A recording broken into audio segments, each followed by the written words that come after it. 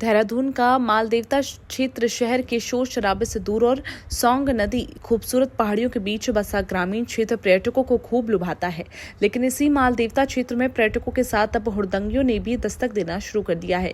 जहां की शाम कभी परिवारों को सुकून देने वाली होती थी, वहीं अब सड़क किनारे अवैध तरीके से बने फूड वैन न सिर्फ इनके हुड़दंग करने का अड्डा बन चुके हैं, बल्कि कई बार यहाँ टीनेजर खुलेआम शराब नशे का सेवन कर यहाँ का सिर्फ माहौल ही नहीं बिगाड़ रहे, बल्कि सड़क पर चल रहे वाहनों के लिए भी मुसीबत खड़ी कर देते हैं। इतना ही नहीं, सवाल अवैध रूप से खुले इन फूड वैन पर भी खड़े होते हैं कि आखिर ये बिना किसी अनुमति के कैसे फूड वैन चला रहे हैं। नगर पंचायत और पुलिस की कार्यप्रणाली पर भी सवाल उठा रहे हैं कि आखिर खुलेआम कैसे नशे लेकर खुड़दंगी और बिना अनुमति के फूड वैन संचालित हो रही है। अगर उनको समझाने जाओ तो वो लड़ाई करने को तैयार रहते हैं, मारने पीटने को तैयार होते हैं। हरियाणा, पंजाब, दिल्ली लोग बाहर के लोग आके वो हुड़दंग करते हैं, यहाँ अपना देहरादून का नहीं करते। तो कई बार ऐसा देखे कि शराब पी के वो सड़क पे ही आ जाते हैं, गाड़ियों को तक रुकना पड़ता है। हाँ, ऐसा बिल्कुल है। और खराब हो रहा है। हाँ जी। तो इसको लेकर कभी आपने बात करी स्थानीय विधायक से, जनप्रतिनिधि से, या ये हमने अपने विधायक जी से बात रखी, जो हमारे केसरवाल मालदेवता नाम से चौकी खुल रखी है, हमारे विधायक जी के दिन है। कौन विधायक है? उमेश शर्मा काऊ जी।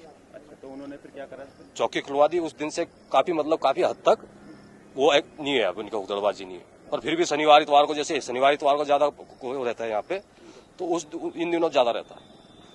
और पुलिस भी अपना गश्त वक्त मारती रहती है, पुलिस भी अच्छा काम कर रही है अपना। विश्व भर में प्रसिद्ध पिरान कलियर शरीफ स्थित हजरत साबिर पाक रहमतुल्लाह अलैह की दरगाह मुबारक पर देश विदेश से बड़ी संख्या में जायरीन अपनी आस्था और हकीकत के साथ पहुंचते हैं। जायरीन यहाँ रोजे मुबारक की जियारत करने और अपनी मन्नतें मांगने आते हैं, लेकिन आरोप है कि इन्हीं भोले भाले जायरीनों को कुछ लोग कथित तौर पर अवैध उगाही का शिकार बना रहे हैं। आपको बता दें कि साबिर पाक के रोजे मुबारक के एंट्री गेट के कुछ लोग जायरीनों को रोककर स्वयं को दरगाह का कर्मचारी बताते हैं और उनके द्वारा रोजे मुबारक पर पेश किए जाने वाले फूलों के हदिये के नाम पर पैसे की मांग करते हैं। जानकारी के अभाव के कारण भोले भाले जायरीन इन लोगों की बातों में आकर उन्हें अच्छे खासे पैसे दे देते हैं। हमारे यहाँ मोमडन में जो सूफी लोग होते हैं, जो इंतजाम वो जानते हैं, प्रबंधन इस चीज़ को मैं समझता हूँ कहीं तक उसे समझने में कमी है उन लोगों की, कि जो काम सूफी लोग जो कर सकते हैं वो उस काम को नहीं कर पा रहे हैं।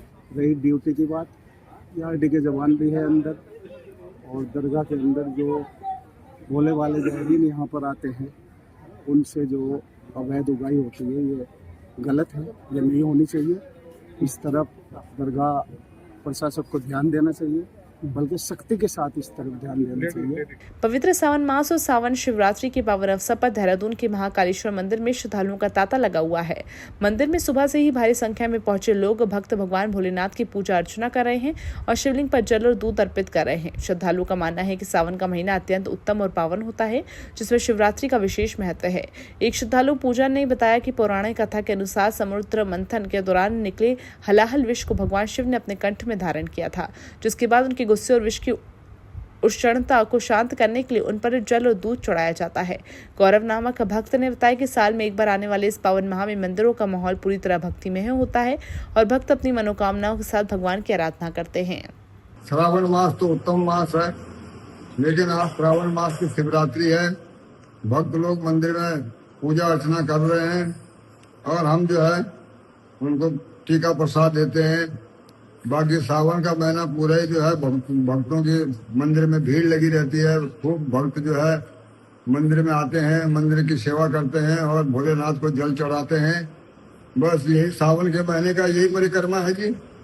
और आज तो शिव जी का विशेष दिन है, शिवरात्रि है, तो इसलिए आज जो है भक्तों की खूब संख्या में आ रखे हैं।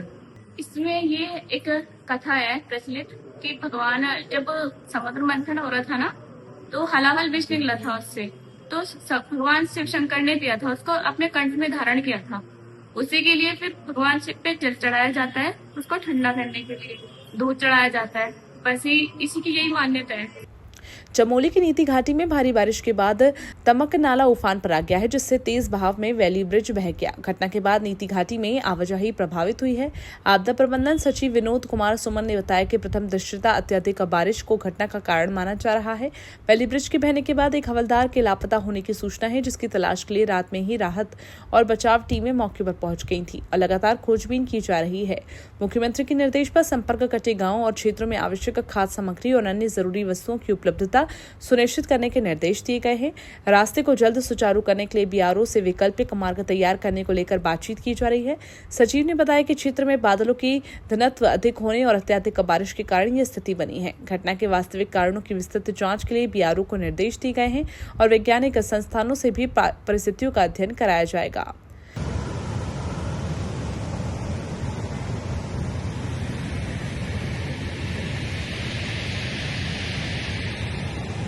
देखिए, जो अभी ज्ञात हुआ है कि वहाँ पे क्लाउड बहुत ज़्यादा बन गए, क्लाउड का डेंसिटी बहुत ज़्यादा बढ़ गई और इसके कारण से ये घटना घटी है। बाकी डिटेल में जानकारी प्राप्त करके बताया जाएगा, क्योंकि ये रोड बीआरओ द्वारा बनाया जा रहा है। तो बीआरओ को कहा गया है कि इसकी जांच करा लें और देखें क्या कारण है, और अपने माध्यम से भी हम जो वैज्ञानिक संस्थान है उनसे देखेंगे कि ऐसी कौन सी परिस्थितियाँ बनी जो इतना अधिक बारिश हुई और ये घटना घटी। देखिए, जो संपर्क कटा है उसमें माननीय मुख्यमंत्री जी के द्वारा निर्देश दिए गए हैं। डीएम से मेरी बात भी हुई है, माननीय मुख्यमंत्री जी से भी मेरी बात हुई है और मैंने डीएम से बात करके ये हम लोगों ने किया है कि जैसे भी वैकल्पिक मार्ग बनाया जाए उसको जल्दी से जल्दी बनाया जाएगा, ताकि जो गांव के लोग हैं जो जिनके ऊपर प्रभाव पड़ा है उनको कोई दिक्कत नहीं। झारखंड में परीक्षाओं में कथित धांधली, पेपर लीक और अनियमितताओं के विरोध में छात्रों का आंदोलन अब सियासी मुद्दा बन गया है। सोमवार को छात्रों ने अपनी मांगों को लेकर विधानसभा मार्च किया, लेकिन पुलिस ने प्रदर्शनकारियों को रोकने के लिए लाठीचार्ज, वाटर कैनन और आंसू गैस का इस्तेमाल किया। इस कार्रवाई के बाद बीजेपी ने झारखंड की हेमंत सोरेन सरकार पर हमला तेज कर दिया। इसी मुद्दे को लेकर देहरादून स्थित बीजेपी मुख्यालय में कैबिनेट मंत्री सुबोध उनियाल ने प्रेस वार्ता कर कांग्रेस पर निशाना साधा। सुबोध उनियाल ने कहा कि छात्रों के हित और लोकतांत्रिक अधिकारों की बात करने वाली कांग्रेस आज झारखंड में सत्ता में रहते हुए छात्रों पर पुलिस कार्रवाई कर रही है।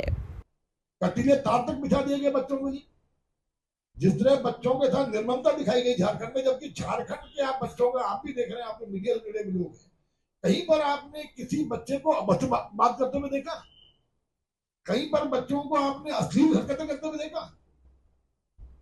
और ऐसी स्थिति में जहां पर कांग्रेस और झारखंड मुक्ति मोर्चे की आपस की सरकार है, वहां पर आवाज भी मुझे नहीं चल रही है, एक शब्द रिएक्ट नहीं किया कि गलत हो रहा है।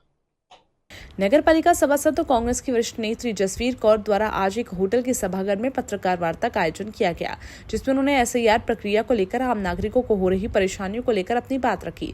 सरकार से मांग की गई कि एसआईआर प्रक्रिया के तहत आम लोगों को हो रही परेशानी को दूर किया जाए और इसका सरलीकरण किया जाए। प्रक्रिया के दौरान सामने आ रही विभिन्न त्रुटियों, मैपिंग की समस्याओं एवं दस्तावेजों की सत्यापन से जुड़ी दिक्कतों के कारण कई लोगों के सामने गंभीर असमंजस की स्थिति बनी हुई है।